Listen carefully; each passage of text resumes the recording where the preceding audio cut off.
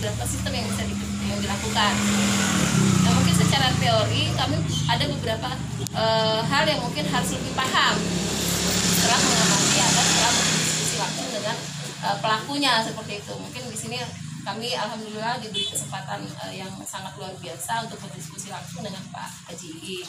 Nah, yang pasti karena Desa Rimbo Recap ini kan salah satu ikon produk hasil komoditi pertaniannya adalah padi gitu atau beras, sehingga sudah menghasilkan beras lokal hasil dari Rimbo Recap sendiri. Dan kemudian dari mahasiswa juga bilang, wah ibu ini demplotnya langsung dari BUMN ini katanya gitu ya. Dan pembuatan demplot dari persawahan ini langsung dari BUMN. Artinya memang rekomendasi dalam sistem budidaya padi itu sudah dimiliki gitu oleh Rimbo Recap. Nah, di sini nanti dari ini akan lebih paham dan mengerti tentang bagaimana sistem budidaya padi. Nah, sehingga nanti dalam pengembangan ilmuwan yang akan kami coba terapkan dan menjadi sebuah kemampuan kami untuk memberikan layanan nantinya setelah kami tamat nanti bagi adik-adik bisa lebih paham dan lebih mengerti tentang ini seperti itu.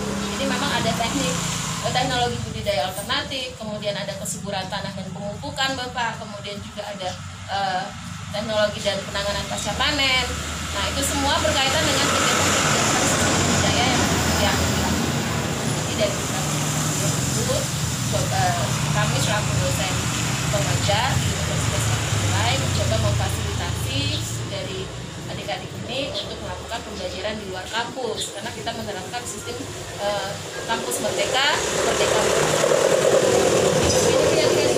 Jadi silakan nanti kita diskusi, karena tadi kita sudah ke sawah yang mau melakukan tandur langsung nanam dari awal gitu kan Pak, tadi udah lihat ke lahannya. Nanti mudah-mudahan setelah ini kita mau ikut melakukan tandur sama-sama sama petani gitu Pak.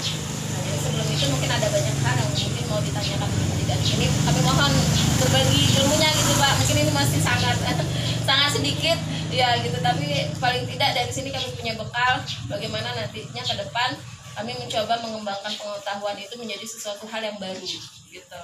Karena itu jadi modal dasar kami sebagai mahasiswa dan juga teman-teman akademisi untuk mencoba mengetahui, menerapkan dan memperbarui seperti itu.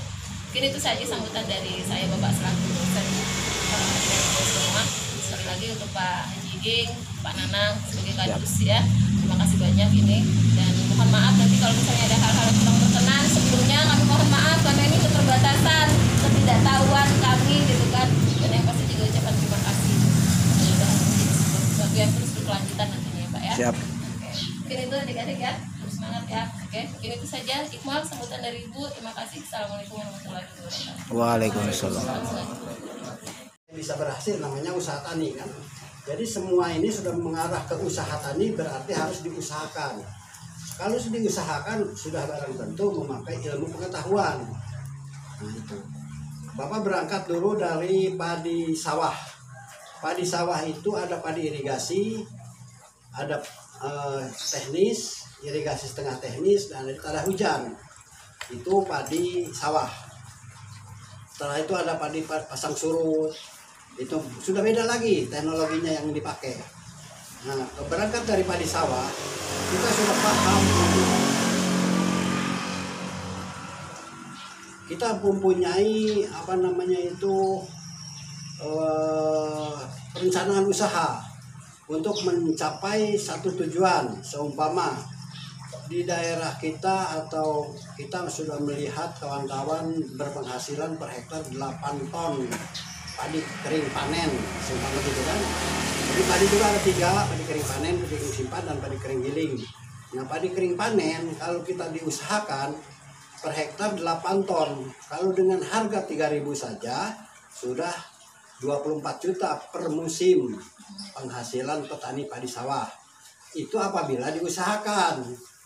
Nah, umumnya kita bukan ini. Nah, belum sepenuhnya dipakai pengetahuan ilmu pertanian itu, karena di situ ada olah tanah, ilmunya banyak, dari mulai bajak dan garu, sudah itu mulai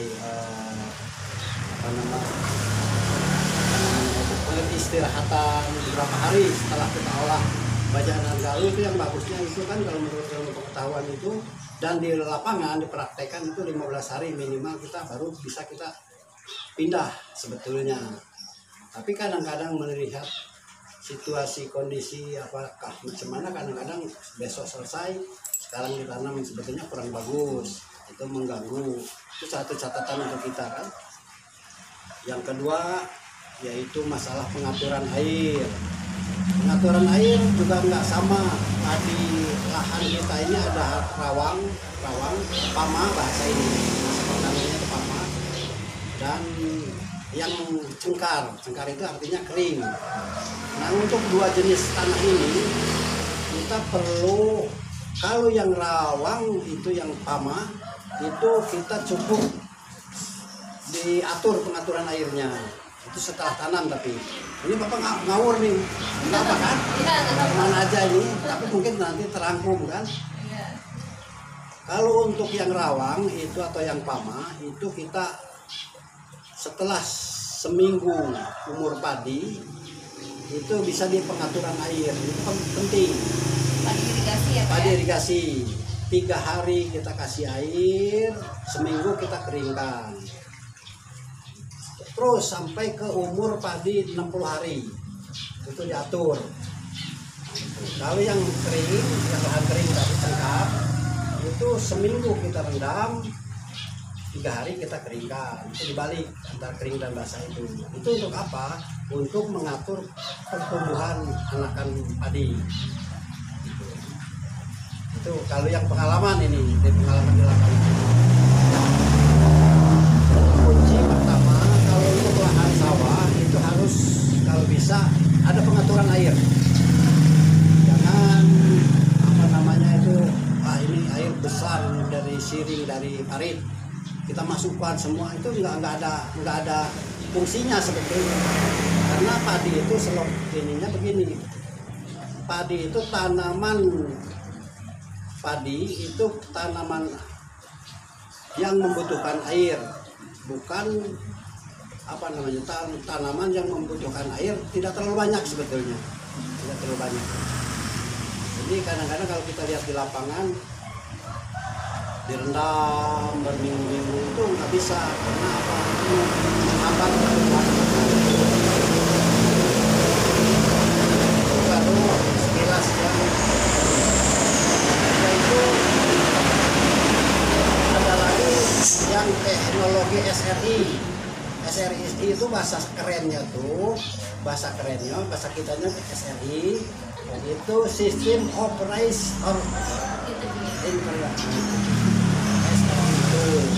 SRI itu dianjurkan nanam umur bibit padi itu umur 10 hari atau 15 hari, itu umur benih. Setelah itu masa penyiangan, ada rumput tidak ada rumput itu harus intervalnya 10 hari. 10 hari setelah tanam sudah kita kacau, keringkan lagi. 10 hari berikutnya kacau lagi. Jadi selama 3 kali, jadi umur sebulan itu sudah nggak ada penyiangan lagi, itu sudah sempurna itu. Nah itu yang sistem SRI. Sistem RSRI itu, maaf ini benar nggak ini Bapak cerita nih? Iya, ya Pak. Benar apa enggak ini? Benar. Kalau bawa disalah, oh ini salah ini kan, ini pengalaman. Iya, kita teori sudah ada, teman-teman ada juga mungkin praktek nanti, kemudian ada juga penambah. Karena ini mah Haston itu adanya di Kalimantan. Itu ini. Itu dengan menggunakan bibit untuk 1 hektar itu 100 kilo. 100 kilo dia nggak butuh anak ya, dia butuh induk aja. Jadi satu rumput itu dikasihlah 20 batang, 15 batang. Yang berarti kita boros itu untuk benih, boros. Tapi hasilnya bisa sama dengan kita. Cuman kali lihat sikon kita, kalau dihitung dari pengeluaran yang akan kita keluarkan, lalu dengan benih 100 kilo, itu menggunakan orang itu 10 tenaga kerja untuk mencabut bibit aja. Kalau sini itu sistem apa Pak? Terus yang kedua, kalau untuk penanaman itu minimal bagian bibit yang akan ditanam itu berapa Pak?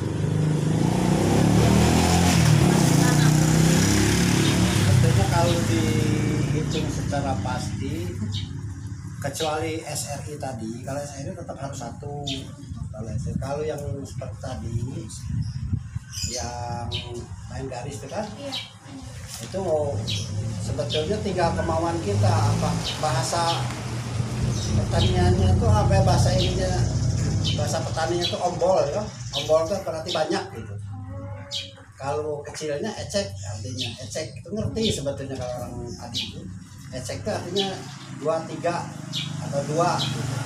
Kalau yang ombol itu 5, 4 gitu. Nah, tinggal mau petani itu sendiri mau yang ombol mau yang ecek gitu. Nah, Jadi Kebiasaan. tidak. Tapi biasanya kalau ecek itu lebih besar nanti pertumbuhannya, lebih besar. Ya itu sama dengan Haston tadi. Haston itu kan 20, 15 batang, 20 batang, 1 kali 6 satu rumpun. Dia itu tidak mengandalkan ini, tidak mengandalkan anakan. Jadi induk coba jadilah kalau sudah 20 batang dia. Nah, itu. Ini hasil dari induk sama anakan itu kan Pak lebih berhasil. Sebetulnya semua tuh pengen, makanya ada rekayasa ini kan semuanya pengen ngejak sama, anak dengan induknya pengen sama. Ini si bulirnya nanti itu, si bulirnya sama lainnya itu. Kalau kita nggak ada rekayasa, nggak ada pemupukan, nggak ada apa pengeburan tanah, ya mungkin nanti kalah anaknya tetap. Yang beda sama itu. Tapi kalau sudah ada rekayasa, sudah ada ini pengolahan lain bisa sama itu. Nah, contohnya pasca panen Pak. Pasca panen yang dilakukan setelah panen itu untuk pengolahan lahan itu apa Pak? Supaya tidak terserang hama yang seperti tadi untuk borong itu tadi Pak. pengolahan lahan maksudnya. Oh begini, kalau dianjurkan sebetulnya dianjurkan, kadang-kadang ada yang dulu tapi yang enggak. Balai Padi Balitpa Subang, Bapak pernah ke sana kan? Itu si hama-hama seperti berang terutama yang bisa terbang itu karena lahan kita ini pertama tanam itu tidak serentak. Sebaiknya setelah kita panen itu dibajak. Kalau menurut para dokter di Balitpa itu, kenapa? Karena ada yang digaru, ada yang dibiarkan, itu menjadi berkembang biaknya Hama. pertama bareng gitu.